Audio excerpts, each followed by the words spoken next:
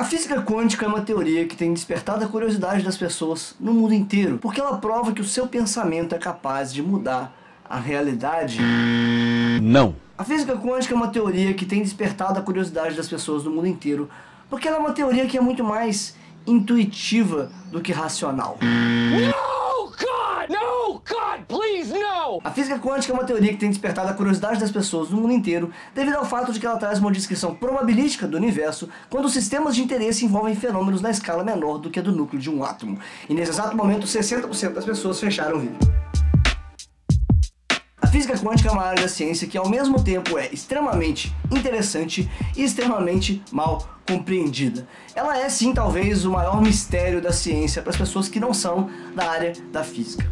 E para as pessoas que são da área da física também. Inclusive, uma das citações mais famosas sobre a mecânica quântica e essa estranheza que ela traz é do físico Niels Bohr. Qualquer pessoa que não se sente profundamente atordoada pela mecânica quântica ainda não entendeu nada sobre ela. Eu acho que ele tinha uma voz assim. Eu não pesquisei. Essa citação parece que dá margem para nós encostarmos teorias místicas e sobrenaturais na mecânica quântica.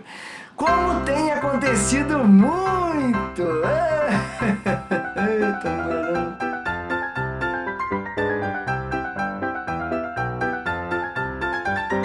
e é por conta dessas coisas que eu recebo um zilhão de mensagens me perguntando o que é bobagem e o que é realmente ciência. Então, vamos começar a conhecer melhor a mecânica quântica nessa série de vídeos para amenizar um pouco desse problema. Começando por este vídeo.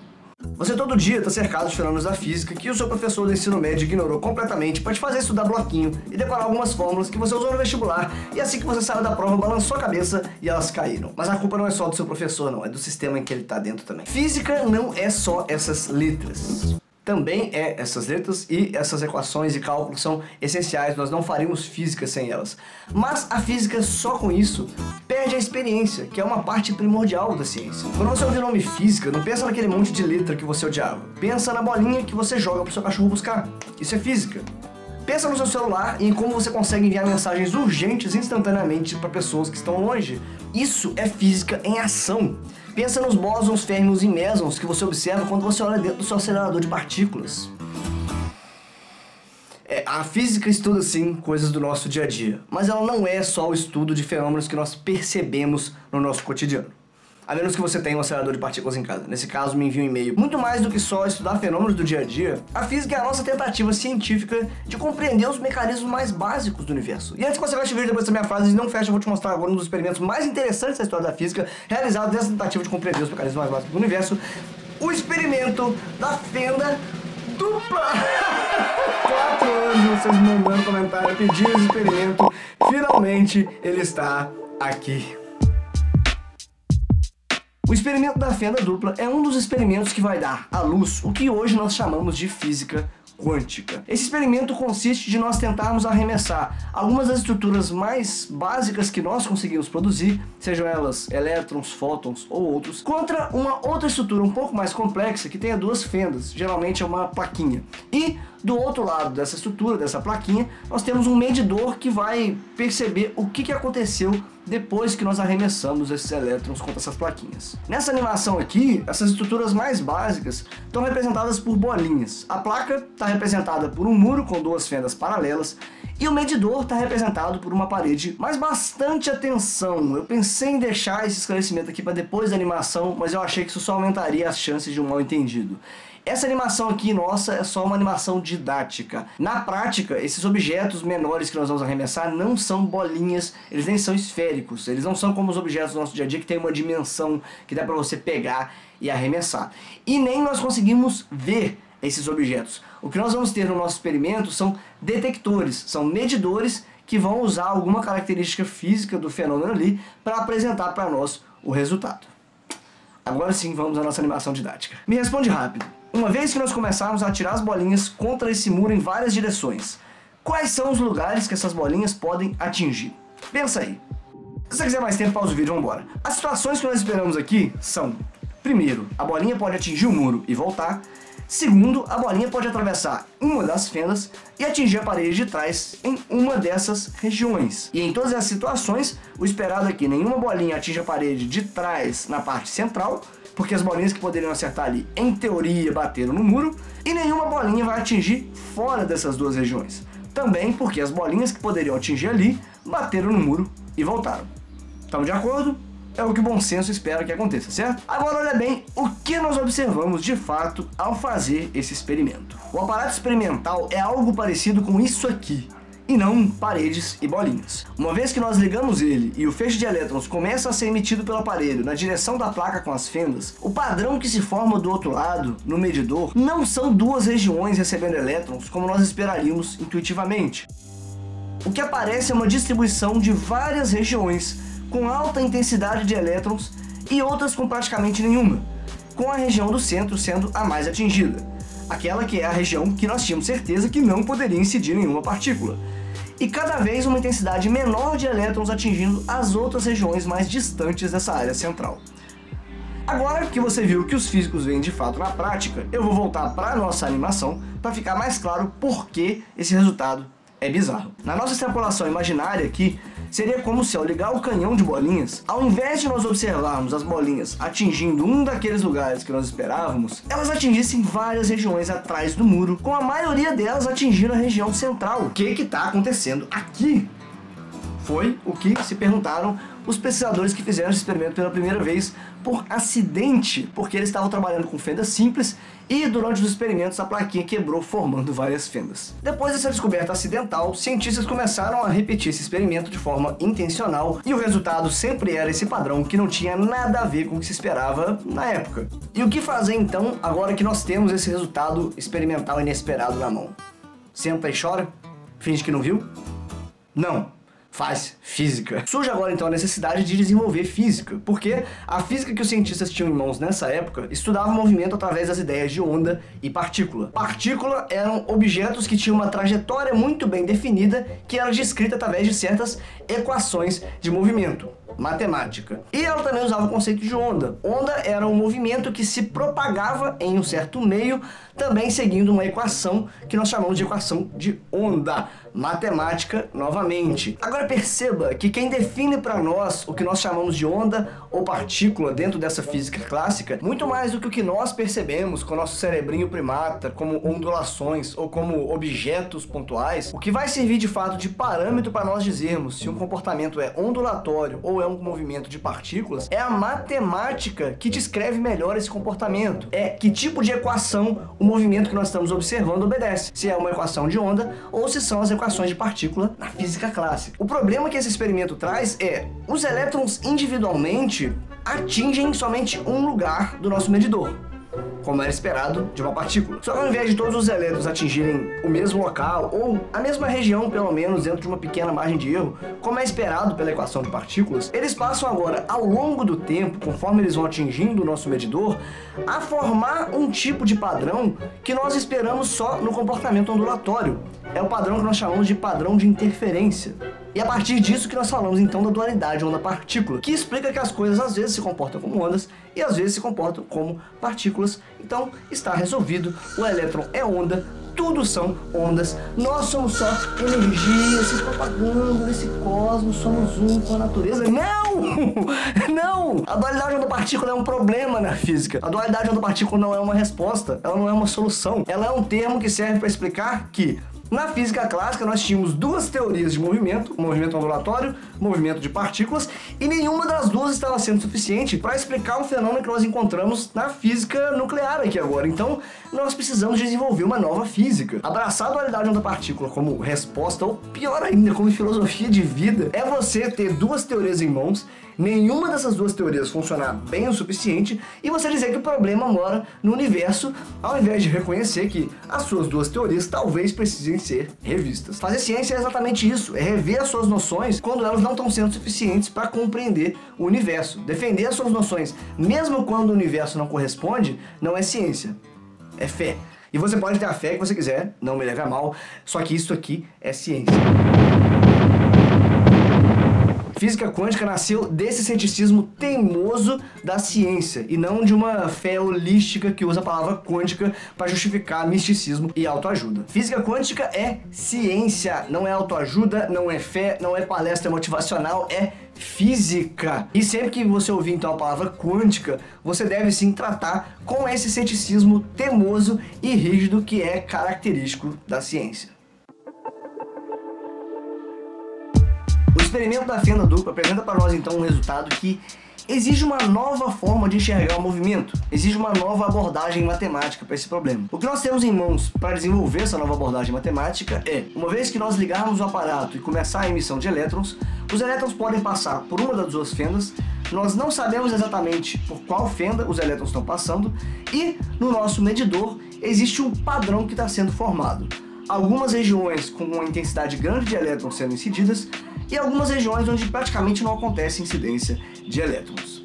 Essas observações nos dão alguns ferramentais para desenvolver essa nova abordagem matemática. E também trazem um questionamento que para mim é um dos mais interessantes sobre o experimento da fenda dupla.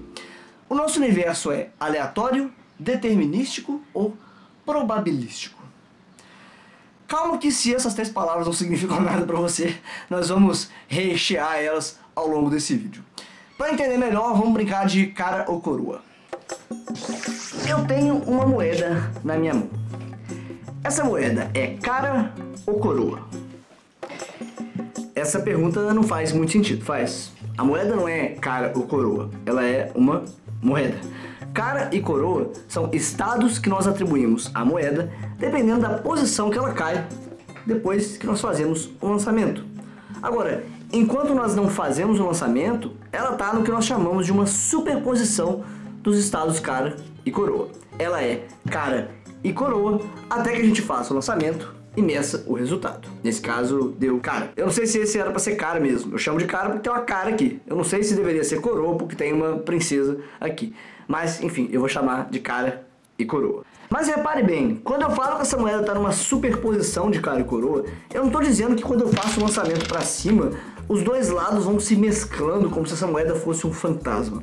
Essa superposição é matemática, bonitas. Ela é uma abstração matemática nossa para se referir aos resultados possíveis desse sistema. Então quando você ouvir a palavra superposição de estados aqui, tenha em mente que isso se refere a uma abstração nossa para os resultados que nós podemos encontrar quando nós fizermos a medição, e não uma propriedade física, mística, mutante que está inerente aos objetos. Tecnicamente, a moeda não está numa superposição, porque embora esse sistema seja caótico, Calma sua mala sem alça, já eu vou esclarecer isso. Então eu vou jogar essa moeda para cima. Você acha que vai dar cara ou coroa?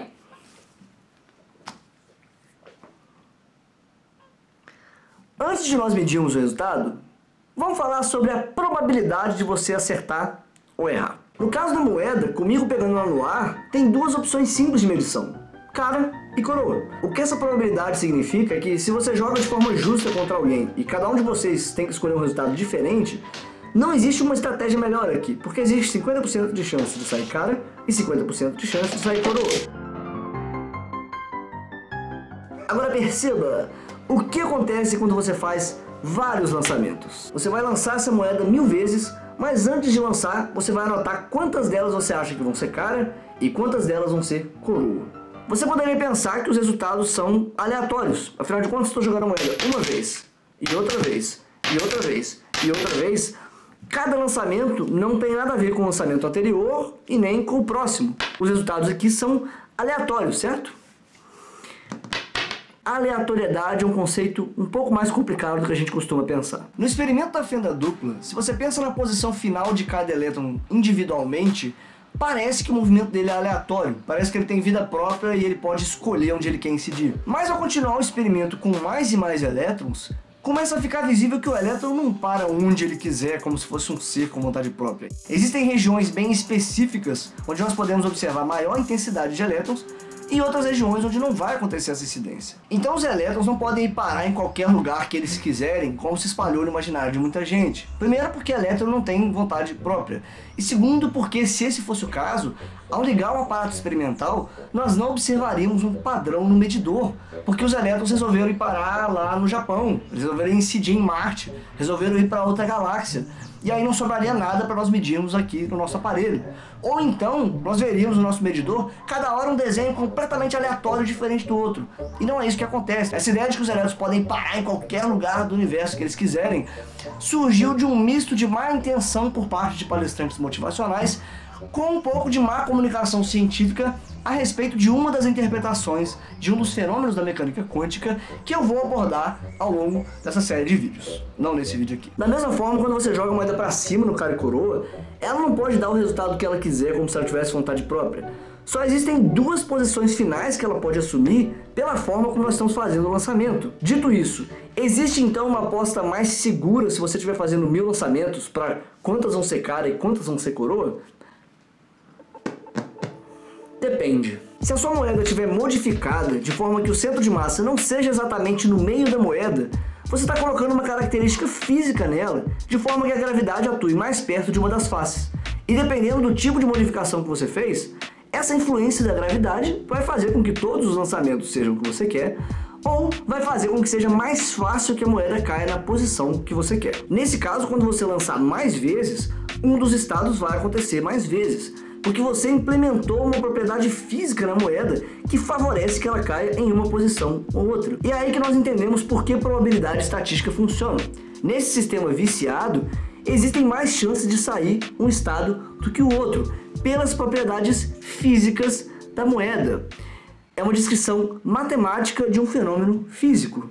Agora, se a sua moeda não estiver viciada e nem o seu lançamento, não existe nenhuma propriedade física nessa moeda que favoreça que saia um estado ou outro mais vezes. Então é natural que ao longo de muitos lançamentos, você encontre de forma equilibrada os dois estados, cara e coroa. Então existe sim uma aposta mais segura aqui. Você apostar que metade dos lançamentos vai dar cara e a outra metade vai dar coroa. Mas aí você que está muito atento e é muito esperto me faz duas perguntas. Se não existe um favorecimento natural para um estado para o outro, o que impede que eu encontre resultados aleatórios, como por exemplo 990 caras e 10 coroas? E a segunda pergunta, se não existe favorecimento natural para um lado ou para o outro, e a probabilidade funciona, por que é que em 1000 lançamentos eu não vou encontrar exatamente 500 caras e exatamente 500 coroas? Que pergunta excelente, você é muito esperto. E a resposta para essas duas perguntas provavelmente mora na mecânica quântica. Assim como a moeda tem dois estados possíveis, que são referentes à posição final dela no lançamento, também os elétrons têm alguns estados possíveis que são referentes à posição final deles no nosso medidor. Mas tem uma diferença importantíssima entre a situação da moeda e a situação dos elétrons. O lançamento da moeda não é um fenômeno que é somente regido por probabilidades. Se você souber todas as informações sobre as propriedades físicas da moeda e também sobre o lançamento, a força com que eu arremessei, quanto eu fiz ela girar, enfim, se você souber todos os detalhes iniciais, você consegue calcular com precisão qual vai ser o resultado antes mesmo de olhar. Não é um cálculo simples de fazer, mas é um cálculo possível. Inclusive, um grupo de pesquisadores em Stanford criou essa máquina que é capaz de lançar a moeda de forma a obter cara em 100% dos lançamentos. Então o lançamento da moeda não é um sistema puramente probabilístico e nem é um sistema aleatório. Ele é um sistema determinístico. E tem essa aparência de aleatoriedade porque também é um sistema que nós chamamos de caótico. Mas caótico e aleatório não são necessariamente a mesma coisa. Um sistema caótico determinístico é um sistema que, apesar de ser complexo e parecer aleatório, é previsível se você souber todas as condições iniciais. Mas, se você mudar ligeiramente as condições iniciais, os resultados também mudam completamente. Inclusive no caso do cara e coroa, como nenhuma moeda é fabricada com centro de massa perfeitamente no meio e também as duas superfícies são diferentes, é muito provável que exista sempre um viés para um dos dois lados. Mas mesmo se a sua moeda não tiver viciada e ela tiver sido fabricada de forma que o centro de massa fique perfeitamente no meio e as duas superfícies são idênticas e ela não tem nenhum viés para nenhum dos lados, se você souber controlar as condições de lançamento, você consegue definir qual será o resultado. Então a moeda não é de fato uma superposição de cara e coroa esperando para ser definida na medição. Porque isso aqui é um sistema determinístico. É um sistema onde as condições iniciais definem qual será o resultado obtido ao final. Nesse caso, cara. Se o nosso universo fosse um sistema determinístico, isso significa que as condições iniciais do universo definiriam tudo o que vai acontecer no futuro. Seus pensamentos, suas emoções, suas decisões, tudo isso já estaria definido no começo do universo, porque nós somos aglomerados imensos dessas partículas mais elementares. Se acordou tarde hoje, isso já estava definido no momento do Big Bang. Você passou por uma decepção amorosa recentemente, isso já estava definido no momento do Big Bang. E se você tivesse acesso a todas essas informações e você soubesse fazer os cálculos necessários, talvez você tivesse evitado essa decepção. A gente poderia efetivamente falar em destino. Agora perceba que eu muito intencionalmente estou falando se o nosso universo fosse um sistema determinístico. Diferente do lançamento da moeda, o experimento da fenda dupla é de fato um sistema probabilístico. O sistema probabilístico é aquele onde, mesmo sabendo todas as condições iniciais, não há como afirmar categoricamente qual será o resultado final. Só dá para nós falarmos em resultados possíveis. Mas com várias medições ao longo do tempo, nós conseguimos dizer com boa precisão quais serão os resultados obtidos usando probabilidade. No caso do experimento da fenda dupla, ainda que a emissão de elétrons seja feita nas mesmas condições iniciais, a posição final de cada elétron não é pré-determinada. Existem os locais onde eles podem incidir e existem as regiões onde uma intensidade maior de elétrons vai incidir ao longo do tempo, assim como regiões onde praticamente não vai acontecer essa incidência. Mas não há uma pré-determinação de onde cada um vai incidir. Então o que nós observamos agora nesse fenômeno, que não é cotidiano, mas acontece em eventos numa escala que nós chamamos de comprimento de Compton, é que esse experimento apresenta um comportamento não mais determinístico. Esse feixe rebelde de elétrons revela para nós que existe comportamento verdadeiramente probabilístico no nosso universo. É a partir então dessa percepção que um físico de quem você provavelmente já ouviu falar, chamado Erwin Schrödinger, cada um pronuncia de um jeito, não fique muito preocupado com isso, resolveu desenvolver uma abordagem matemática que não mais descrevesse o movimento dos elétrons como ondas ou como partículas, como era feito até então. Nos cálculos dele, esses sistemas vão ser tratados através de probabilidades ao longo do tempo. E a partir de agora, quando você ouvir a palavra partícula relacionada à mecânica quântica ou partículas elementares, não pense mais naquele conceito antigo de partícula, joga aquilo fora. Partícula nesse caso não é uma poeira ou um corpo ou um objeto.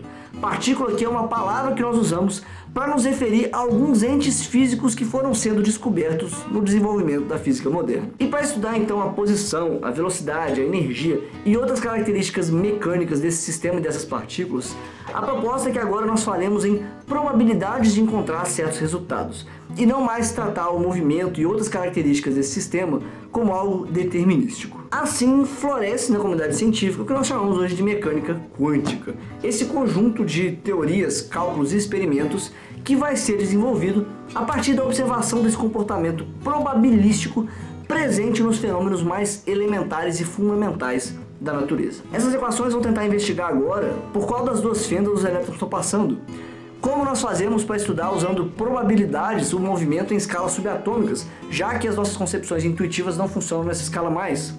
Quais são os outros resultados bizarros que esses cálculos e essas teorias sugerem e que nós vamos de fato encontrar na natureza? Essas e muitas outras perguntas nós vamos investigar ao longo dessa série de vídeos. Começando pela pergunta: por qual das duas fendas os elétrons estão passando afinal de contas? Por enquanto você já tem pelo menos uma ideia de o que é essa tão falada mecânica quântica. E ao longo dessa série você também vai entender de onde surge esse nome. Mas uma definição rígida de o que é a mecânica quântica não funciona muito bem para a ciência. Porque esses resultados advindos desses primeiros experimentos hoje permeiam pesquisas em diversas áreas da física. Algumas em escala subatômica, outras em escala astronômica, algumas com sistemas caóticos, outras com sistemas lineares, algumas de matéria condensada, enfim. A ciência é dinâmica, mecânica clássica, mecânica quântica, relatividade geral. Todas essas coisas se encontram dependendo do estudo em questão. Querer uma definição rígida e inflexível de o que é a mecânica quântica é deturpar como funciona a ciência. Mas, para esse vídeo, é importante ter em mente o que é que esse comportamento probabilístico da mecânica quântica sugere sobre o nosso universo. Por um lado, esse experimento mostra para nós que os elétrons não se comportam livremente de forma aleatória. Eles podem incidir no nosso medidor em regiões muito bem definidas. Eles não podem parar em qualquer lugar de forma imprevisível. Inclusive, nós já temos hoje na mecânica quântica várias equações que descrevem muito bem quais são as regiões onde os elétrons podem incidir. Mas por outro lado, esse experimento também mostra que existe uma certa rebeldia inerente ao movimento deles. E inclusive já existem experimentos que encontraram esse tipo de comportamento para estruturas um pouco mais complexas do que elétrons, como por exemplo átomos e até um tipo de molécula. O que esse experimento mostra para nós é uma evidência física de que existe um tipo de liberdade no nosso universo. Não aquela liberdade espalhada em palestras motivacionais que dizem que a física quântica prova que você consegue o que você quiser se você usar a força do pensamento. Não. Esse tipo de liberdade nem faz sentido nesse universo em que nós vivemos. Por mais rebelde que seja esse padrão que nós observamos, os elétrons ainda assim estão confinados a incidir dentro do nosso aparato, no nosso medidor, em algumas regiões muito específicas. Porque existem limitações no nosso universo.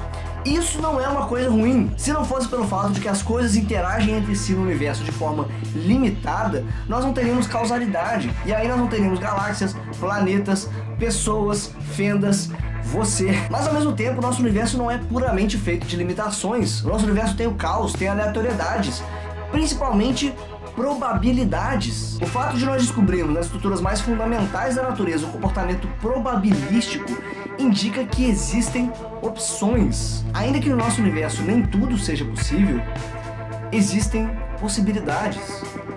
É um pouco cedo nessa teoria e nesse vídeo para nós discutirmos a existência ou não de livre-arbítrio só com base em sistemas quânticos. Mas uma conclusão a mecânica quântica nos permite tirar.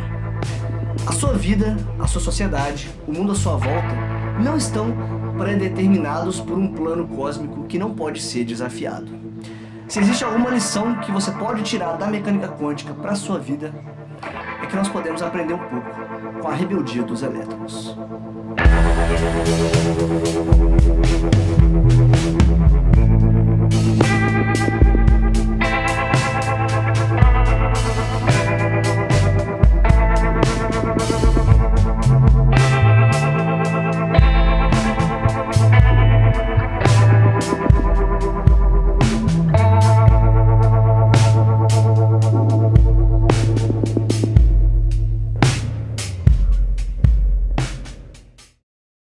Esse vídeo aqui foi bancado graças ao pessoal que comprou ingresso para assistir esse vídeo aqui de forma antecipada, assim como também participar de uma live exclusiva e um bate-papo privado comigo. E comprando esse ingresso, eles garantiram que eu postasse esse vídeo aqui de forma pública para o Brasil inteiro e o mundo assistirem, quem quisesse, sobre esse tema tão complicado. E para fazer o próximo vídeo dessa série, eu conto com você que gostou de assistir esse aqui e que quer ver a continuidade dessa série, assim como garantir o seu acesso antecipado ao próximo filme aqui do canal. Pronto, chamei de filme, ninguém me segura mais.